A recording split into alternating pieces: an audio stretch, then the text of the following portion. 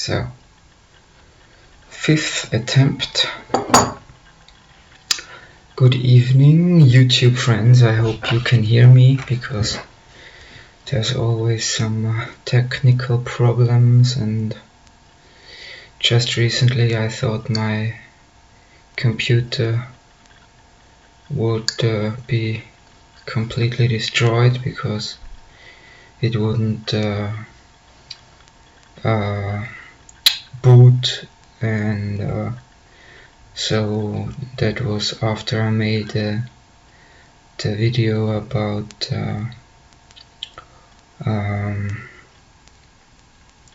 I think it was about Kabbalism and Crowley and his influence on society. So I wanted to make a video today because tomorrow it will be exactly 6 years since Jesus revealed himself to me in a very powerful way, and I have a few things to talk about, and I wanted to read you the conversion of Saul to Paul. And as I said in my testimony, that I was enveloped in a fog, and I think I was like bedridden for some time afterwards, and so but I talked about that in my first video from like 10 months ago, which is called My Christian Testimony. That was the first video that I ever made about that, and it cost me some it was difficult for me to talk about that because I have this thing that I don't want people to talk bad about me, and I don't like it when people think that I'm crazy and so on, and which many people do anyway because of my health problem that I have. So I didn't want to be even more ridiculed, but I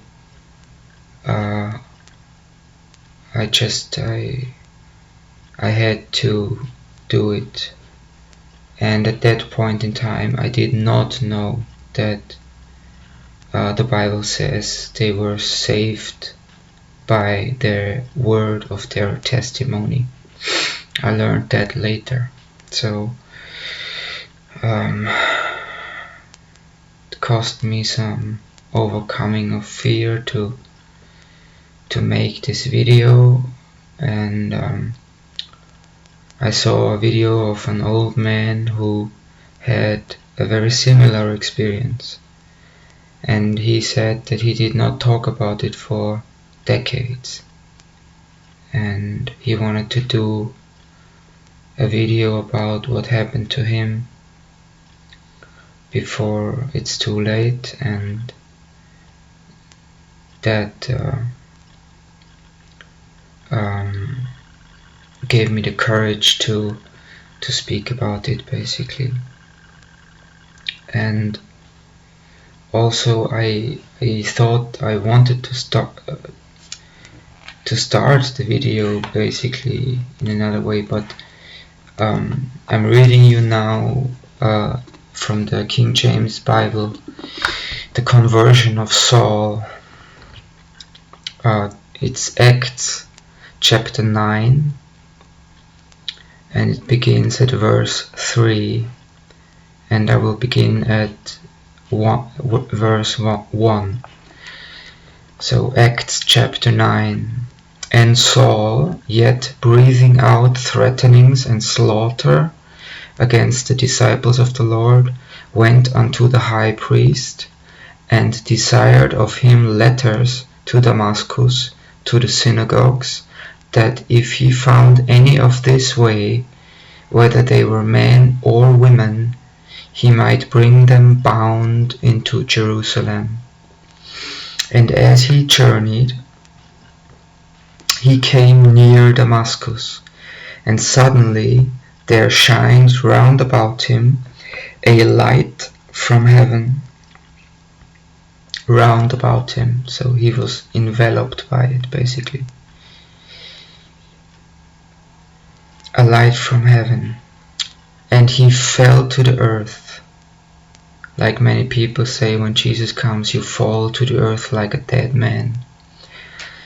And he fell to the earth, and heard a voice saying unto him, Saul, Saul, why persecutest thou me? And he said, Who art thou, Lord? And the Lord said, I am Jesus, whom thou persecutest. It is hard for thee to kick against the pricks. And he, trembling and astonished, said, Lord, what wilt thou have me to do?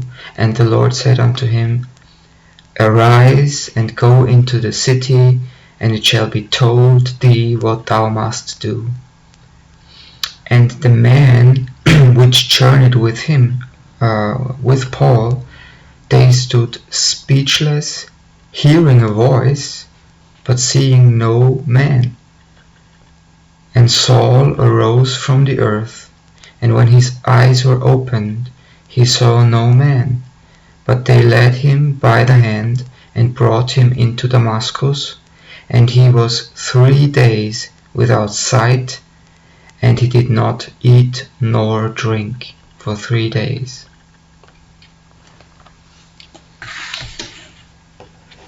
And that, when I read that, and that was just recently, and it happened 6 years ago tomorrow, when I read that, it was like I got the shivers, and because it was so similar, and it reminded me so much of this incident. So, but basically,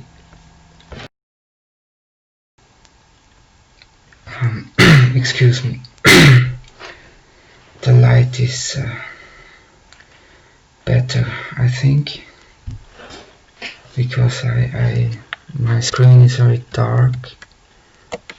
So, but I think it's better now. I wanted to say, but basically I wanted to start the video with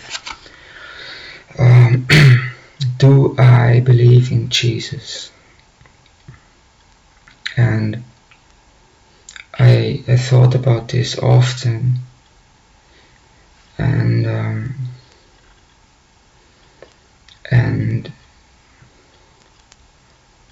if you would have asked me, or if you would ask me if I believe in Jesus, I would say no. Because what I saw and what happened to me, like Saul, who was blinded for 3 days by this encounter, I mean, I was not blinded by it, but it was like I received something. I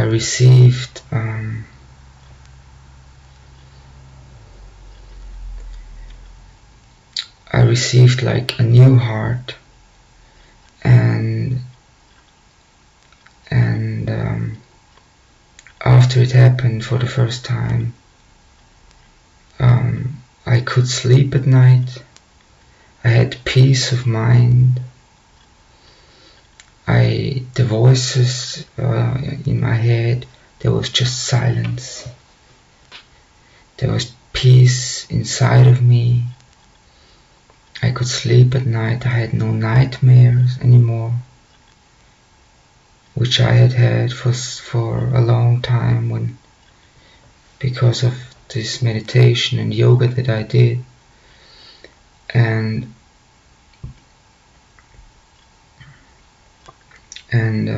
I would say I do not believe in Jesus, because if the police comes to you and you encountered your neighbor Frank, your evil neighbor Frank, and he punched you in the face and you still have the black eye, you can't really say, I believe in my neighbor. I know that he is living next door and I still have the black eye in my face, so I really can't say that I believe in Jesus. I would say I know that he is real, that he is extremely powerful, and that he is a king in the spiritual realm, and his aura his countenance is that of a king. It's like you are talking to royalty, but not like out of fear, but to someone who has incredible compassion, and you are so overwhelmed by his energy of compassion that this is a life-changing event. And recently someone told me that it was a huge honor that I met him personally, and I didn't really think of it that way because I knew so little about Christianity that I thought that every Christian must have had this experience for a long time. I thought that, but I realized that this was something, that this was a very high honor, and that I am very blessed that he did intervene personally in my life. And I think that I could not have made the progress that I have made in the last 6 years. If this had not happened, maybe I would already be dead like many of my former friends.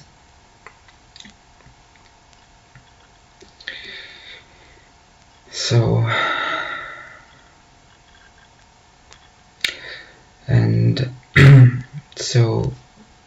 and I often think back to the day, which in a few hours it will be 6 years ago, to the day 6 years ago, and it always fills me with gladness and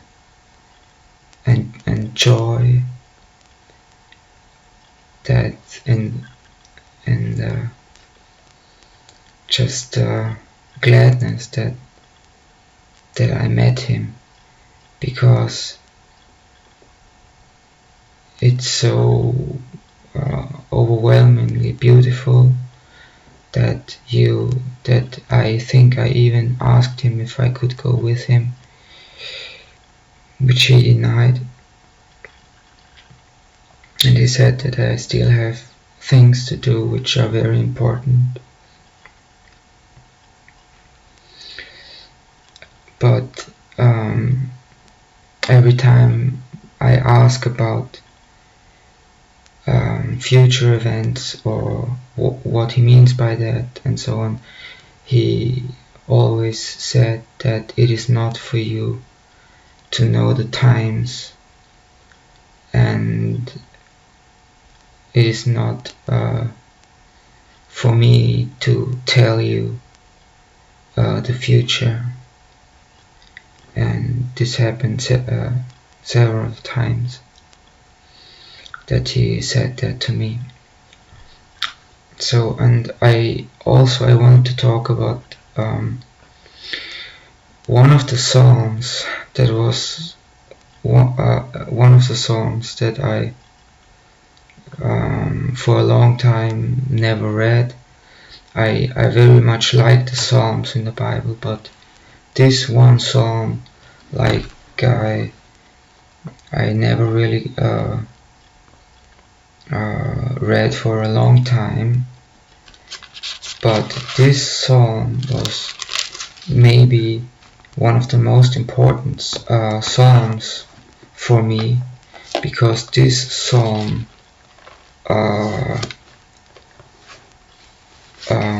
gave me the will, power and the courage to completely cut off every one of my former friends or associates that were involved with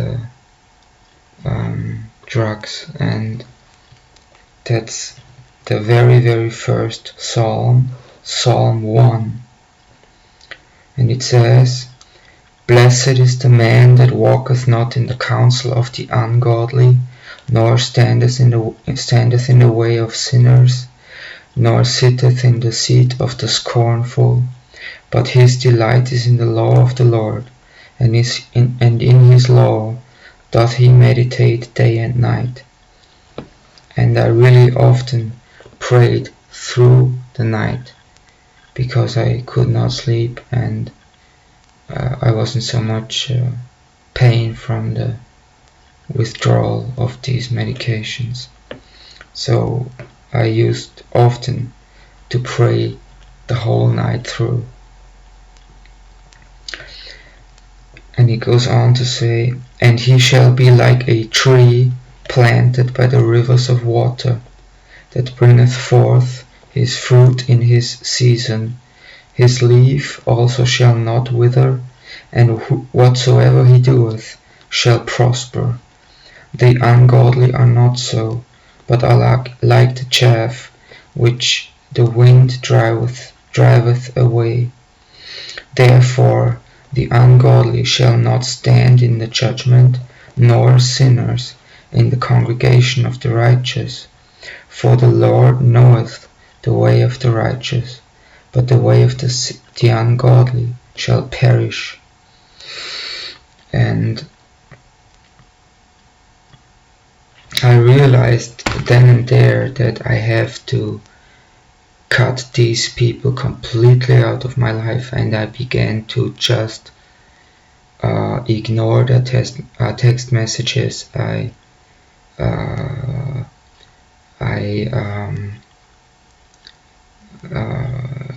shut off my mobile phone, because I used to get like, I don't know, 10, 15 text messages from someone who didn't want to go to the pharmacy, which was like 250 meters away, and he wanted to me to be his taxi, basically. And he like bombarded me with text messages from like 5 a.m. to 8 a.m. when the pharmacy opens. Take me with you, I give you this, I give you that, and so on.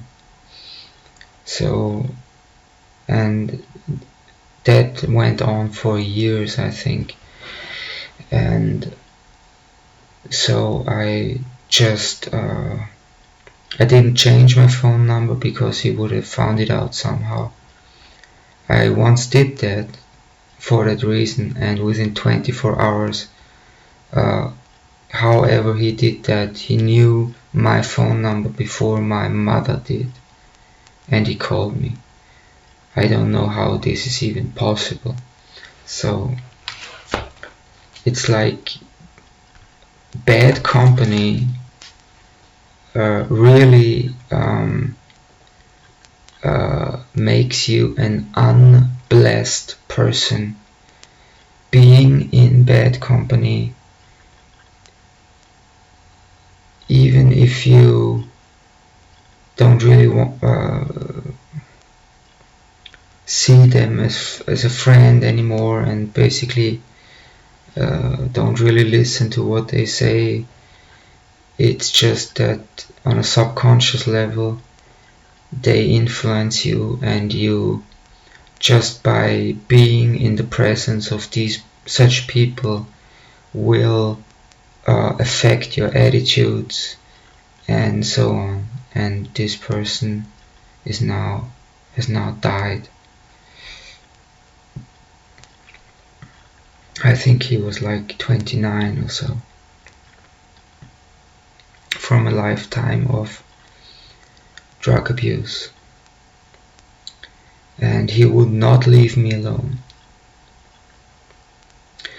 And that's also like a story that is very common for people who, for example, were alcoholics, and they made it through rehab, and they are sober, and they really isolate themselves so that there's no chance of meeting anyone of the old drinking buddies. And after a year or so at home, they go to the supermarket, and guess who they meet in the liquor where the liquor is. They meet all their old drinking buddies the first time they go out of the house alone. And this is not coincidence, and I don't really believe in coincidences anymore. This is, if you want to call it that, it's demonic, it's like synchronistic, whatever you want to call it. And it's just it's hard to get rid of those people and find new friends. And I think I am alone now, or I've been isolated now for like over a decade, and social anxiety is very high, and I just started to work like 6 months ago, and I'm astonished that I'm still working, and that it goes pretty well, but there's this I don't know, shyness or social awkwardness or social anxiety, which kind of keeps me from letting people near me, and even like talking to people is very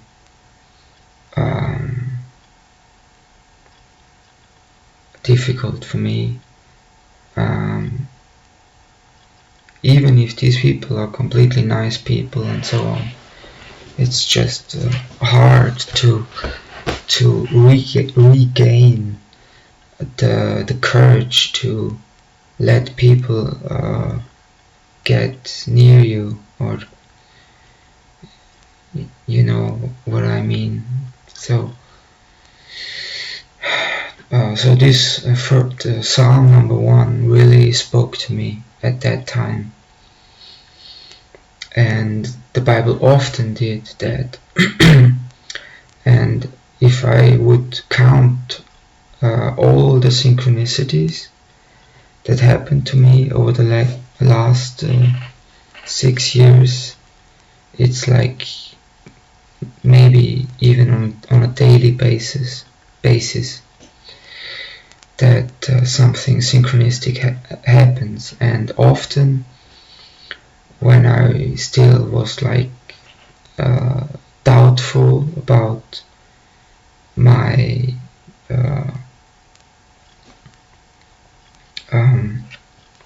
me being born again, and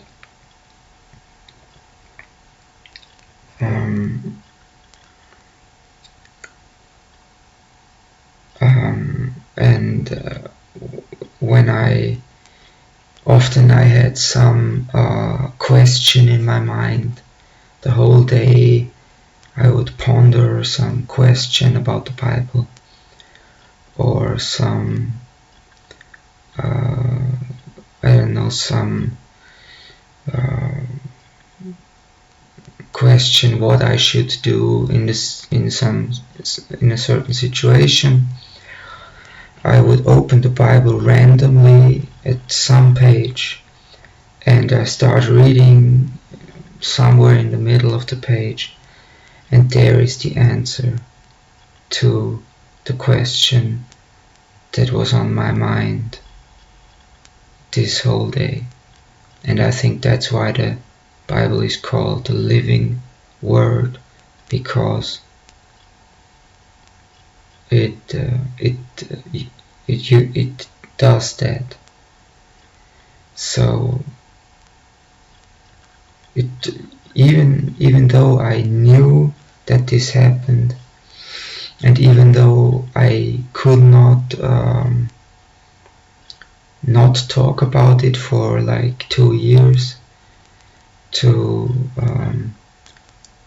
my mother or siblings who are all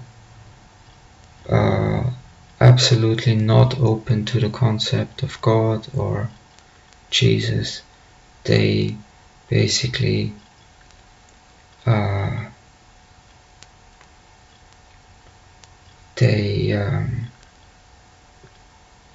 sneer at me or berate me, and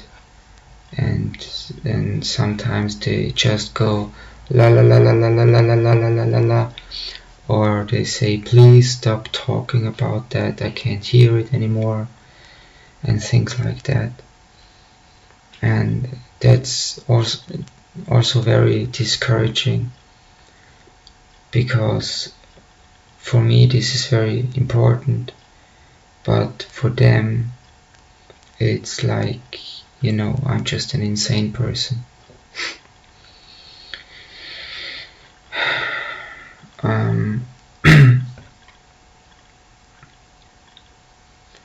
So yesterday I wanted to upload a video, a very short part of the movie The Lord of the Rings, because it reminded me of something that I experienced when Jesus came to me, and I had like some doubts in my mind, because the Bible says even Satan himself can disguise himself as an angel of light. And so there was a little bit of doubt in the back of my mind, and something happened that was basically like in the movie A Lord of the Rings. In the first part, when Bilbo Baggins uses his ring, and he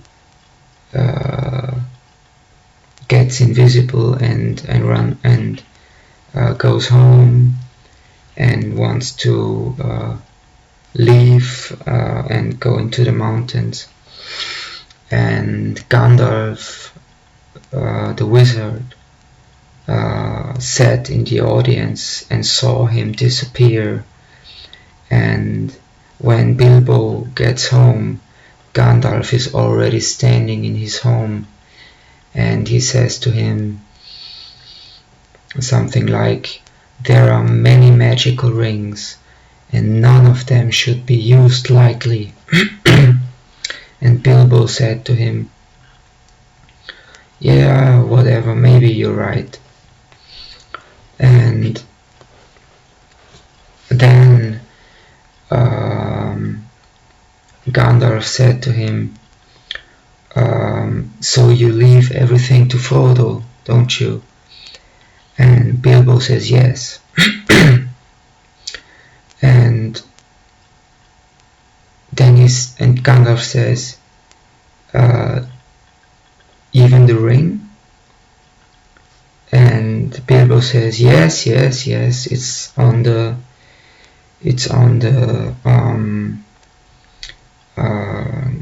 desk somewhere, or at the fireplace in an envelope. And then Bilbo says, "Wait, no, I still have it in my pocket." And he takes the ring out. And then he says, "Why should I leave it to Frodo? It came to me." And his eyes get like demonic, and he says, "It came to me. It came to me. It's mine. It's my precious." And Gandalf says, "You're precious. It has been called that before, but not by you." And then Bilbo gets very angry, and Gandalf says, "There's no need to get angry."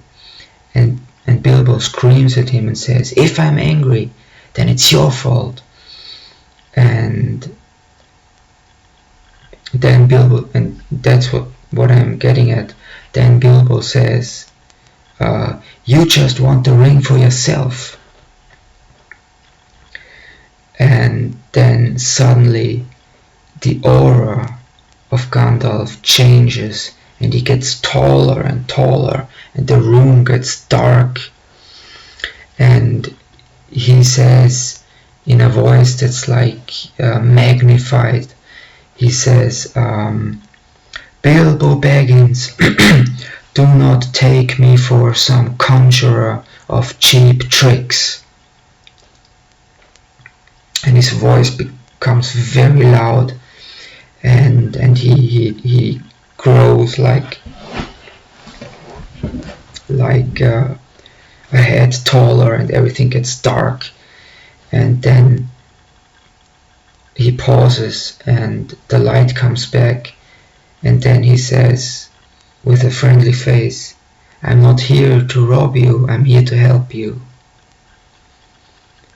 And that reminded me very much of what happened when I doubted for a second that this is real. Like, his countenance changed, and he said something like, he never said like, "Hello, I'm Jesus," and so on. He said, "I knew you before you were born. I am here to help you, and I am the beginning and the end, and I was, and I will be." Which at that point I didn't even know what it meant really, because it's in the Bible. When God says who he is, he says exactly that to Moses. "I am, I was, and I will be. I am the Alpha and the Omega, the beginning and the end." And he said something very similar. And at that moment I just immediately realized that this was not some demonic manifestation, because the demons always try to get you to doubt yourself. They always work on you to get you to doubt. But there is no doubt in my mind that basically that's what happened to me is nearly word for word what happened to Paul and to other people in the Bible when they met him. So that's what I wanted to talk about. And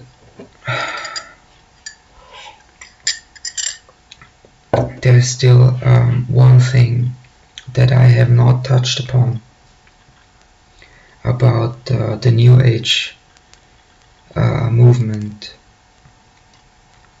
which is basically a watered down version of Hinduism, basically custom made for Westerners. Because, for example, reincarnation in the New Age is a positive thing, but reincarnation in Hinduism is the ultimate punishment of God, and it's your life's work to overcome the cycle of reincarnation and to reach nirvana, which means basically that your soul is being destroyed. And in Buddhism it's even more. They actively try to annihilate the soul through Zen meditation, because they know that when they die where they are going. So they practice Zen meditation often for like 8 hours a day, and there is one monk who, if you fall asleep during the Zen meditation, he will hit you with a stick. And they do this often, like every day, for 8 or 10 hours to annihilate the soul, to destroy the soul, so that they don't have to reincarnate, which maybe they know that there is no such thing. And the belief in reincarnation alone is idolatry, and is a major sin to be an idolater. So the belief in reincarnation alone constitutes idolatry, which is the second commandment. And yeah, so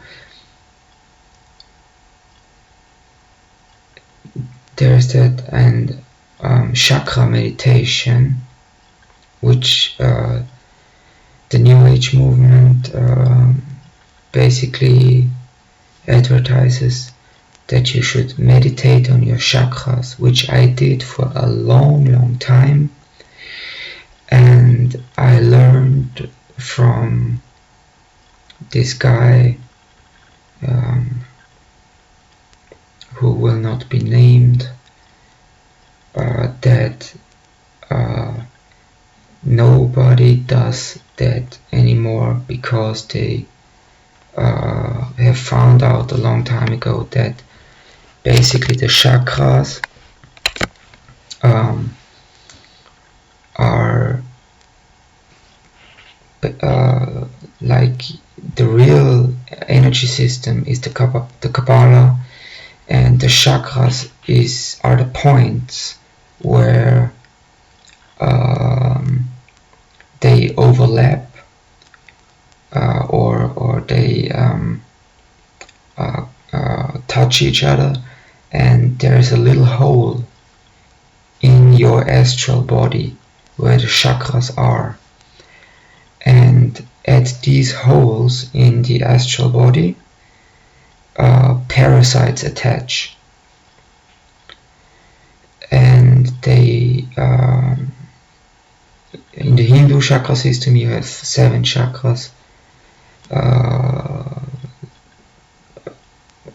At the front side and 7 chakras at the back side, and the crown chakra on the head. In the Egyptian esoteric, you have 13 chakras, and these are little openings in the astral body where parasites can attach, and if you meditate on the chakras, you make them bigger. So you make the holes bigger, and you attract more powerful parasites, astral parasites, which will destroy your life. And he has like a rescue set for people who have done chakra meditation for a long time, and also for Kundalini, which opens up the crown chakra, which basically can make you a mental patient. And so all this stuff that the New Age movement advertises is counterproductive, and it will make your life more miserable, not better. And like, for example, Eckhart Tolle or the law of attraction is all watered down black magic. And Silva mind control, which I have the book somewhere, I can show it to you when I find it, is basically a step-by-step tutorial to make visualization and affirmation, which is basically using mantras, which Jesus himself says you should not do. It says in the Bible, do not pray like the heathens, who think that because of their much speaking, which is mantras, they gain favor from their gods. Don't do that. Let your yes be a yes and your no be a no. And don't use mantras, because God already knows what you need before you ask him. If your God is the God of the Bible, the God of Jacob. And so the New Age movement is definitely bad. And you can also listen to the testimony of Stephen Bankart, Bancarz,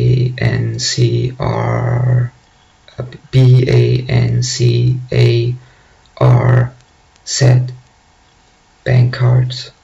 Stephen Bankart is a Stephen with a V. Stephen Bankart was very much into the New Age. He was basically a YouTube New Age influencer. He even had his own web page where he scientifically proved basically from a science standpoint why these things work, like clairvoyance or remote viewing. It's also called remote viewing, and visualization and so on. But for example, in Silva mind control, it's mostly visualization, what you do, and mantras. And there's the standard mantra from Jose Silva, who invented Silva mind control. And this is so, if you do it long enough, although it is a watered down version of real black magic, where you also use supernatural spirits, it's still a powerful thing, and it still works. And the standard mantra is, every day, in every way, my life is getting better and better. And they changed it later to, every day, in every way, my life is getting better, better, and better. So you say it 3 times, because of the law of 3, which is a magical number. And so I have the book, and I practice it for a while until I was told that this is witchcraft. Stop doing affirmations. It's not from God. It's conditioning yourself, brainwashing yourself from a secular standpoint, and from a spiritual standpoint. It's just plain black magic, but it's a very watered down version of it. So, because usually you should use the emotional body to manifest, which makes the probability way higher that you're successful to summon up the emotion while visualizing. And the Silva mind control thing, usually it has a certain rhythm in the background, which is either 7 Hertz or a little faster than 7 Hertz, which puts you into a mild trance, or if you go into the theta with 4 to 7 Hertz, it puts you into a deep trance. And if you are in a trance, you then can use your imagination to manifest. And this is very powerful, but they don't teach you how to use the emotional body to really push that with force. So, like George Carlin said, it's all bullshit, folks, and it's bad for you. And Jose Silva, according to him, healed people of the most dreadful diseases. He like, I think, I don't know, like 6 or more of his students won the lottery. One of them, I think, won the lottery several times. So you see that this stuff is very real, but it does not come from God. It does come from the other place. And so much to the law of attraction, Eckhart Tolle, which is basically also he is advertising New Age beliefs. And as far as I know, I read a little bit of his book.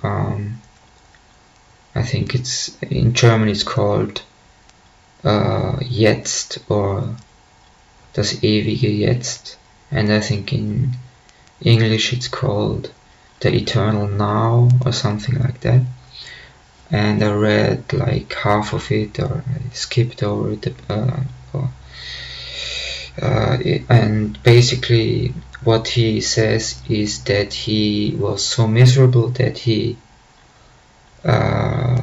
wanted to kill himself, and before he tried to do that he said aloud, "I cannot live with myself anymore." And in that moment he had moksha. And he realized that, wait a minute, who is the me that can't live with myself?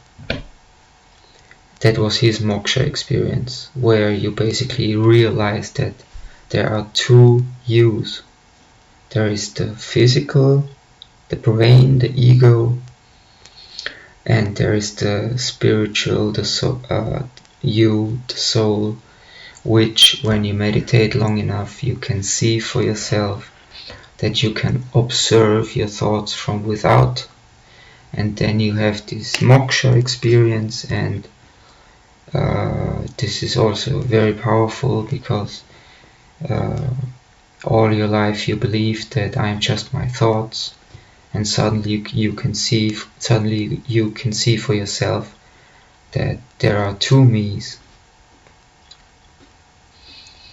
And if you see it for yourself, you can't deny that it's true, because you really see it. You can absolutely see that there are two different selves. So that's my take on the New Age, Eckhart Tolle, the law of attraction. Do not get involved in that. Use the manual for life and study it. Be patient and things will change. Guaranteed they will change for the better, and you will be blessed. And it may take a while. That's also what he told me, that if he said something to the extent like, if you forget everything that we talked about, remember those two things. You have to be patient, and secondly, stay with the faith, and you will succeed. Things will change, and eventually you will overcome. And I will be at your side. Even if you do not see me, I will be at your side. That's what he said. So, yeah. And the last thing that I wanted to shortly talk about is there was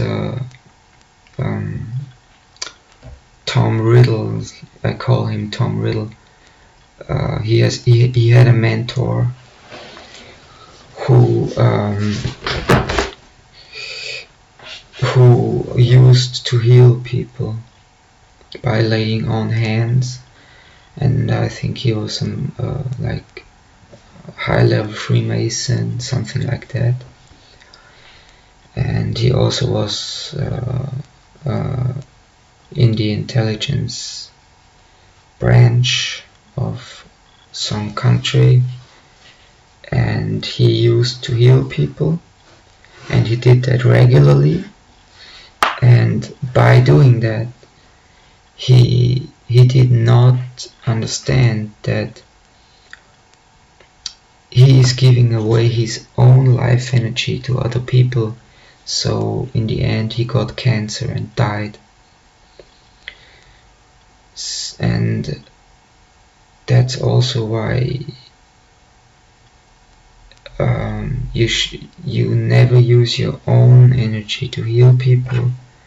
You ask God to be a conduit and ask Him to give healing energy to the person who needs it. You never use your own energy, because you lose that energy and you yourself will become sick. And yeah, and this guy also, what he did, he used to have several hundred people. They used to meet in parks to meditate together, and that was like in the 60s or so, and they projected love energy into what I call the nether realms, and what the Bible calls the nether realms. So they focused love energy into fountains, which are gateways into the world below, or trees. That's why the Bible says everyone who dies hanging from a tree is cursed, because the tree will suck him into hell. And the second you are in your astral body after you die, you are usually very weak, and there have been enough near-death experiences who tell exactly that story. And there was one near-death experience that I heard from, but anyway, so they projected white light, love energy into these things that to put love energy into these nether realms to make the world a better place, because the New Agers had this belief that everything is love and light, and they have to spread it to make the world a better place. And Tom said that by doing that, by projecting huge amounts of love energy into these hell realms, they freed legions of demons. That was I think at the end of the 60s.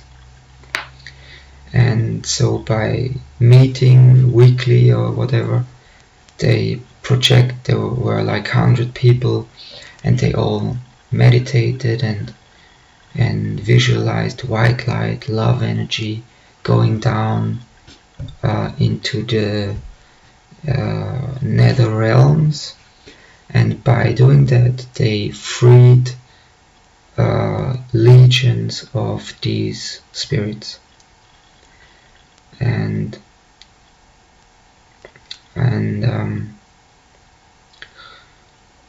I think that, and this was his mentor, and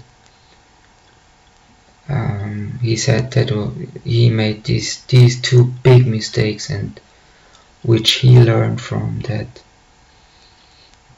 not everything is love and light. First of all, the New Age thing is dangerous and misleading, and yeah, so basically you should keep to the manual, which has been proven over time to be the best way to protect yourself, to become blessed, and to be successful in the world. But not worldly, because we should not be of the world. We should be in the world, but we should be of God.